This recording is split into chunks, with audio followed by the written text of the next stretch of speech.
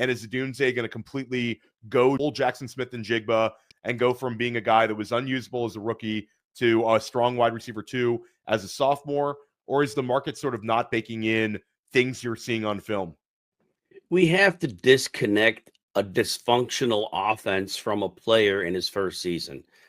I said earlier, and I'll repeat it, the interior Bears offensive line could not pick up any disguised pressure. So Caleb Williams had people in the backfield with him frequently. And Odunze was more of a downfield target because DJ Moore was the underneath guy. Well, a downfield guy in that offense is not going to work when the quarterback is under pressure almost every passing down. So the season was a complete throwaway. There's nothing to take from it. Odunze had a couple of great games, so we could take that positively from him. But the negatives, you cannot hook any of that on him.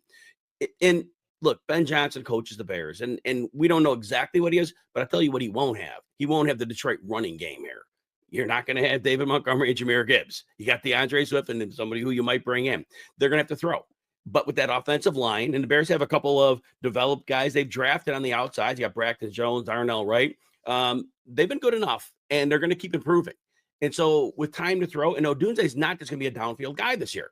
It's not going to be like, it's not like in Detroit where Sam Laporta was a tight end and he had to be a part of it.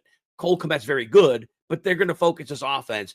Ben Johnson's smart enough to know, okay, I got DJ Moore, I got Odunze. So these targets are going to be in the 120 range, but they're going to be high quality targets. They're going to be schemed up plays. So Odunze is in as good of a spot as he could hope for here. And we're betting on the quarterback. You got to bet on, if you don't bet on Caleb Williams, if you think he's not going to be great, then probably don't bet on Odunze either. But I think that Caleb Williams will be good enough. And I do think, like everybody, that he's not oversteamed. I think he's very fairly priced at that ADP because this is his rookie year as far as I'm concerned. I think I'm into Odunze this year. Again, it's an interesting one because if you want to go get Odunze, you're still having to use a extremely high rookie pick. The market is not stupid anymore. 10 years ago in Dynasty, you could have offered like the 111 and got Rome Odunze, and people are going to snap accept it because of the actual production. I think people put a lot more context into situation. So it's going to cost you a little bit, but he's still less expensive than a Tet McMillan and less expensive than potentially the wide receiver 2 in this class, depending on where they get drafted in the NFL draft. So it's a chance to sort of re-roll that pick and go get Odunze.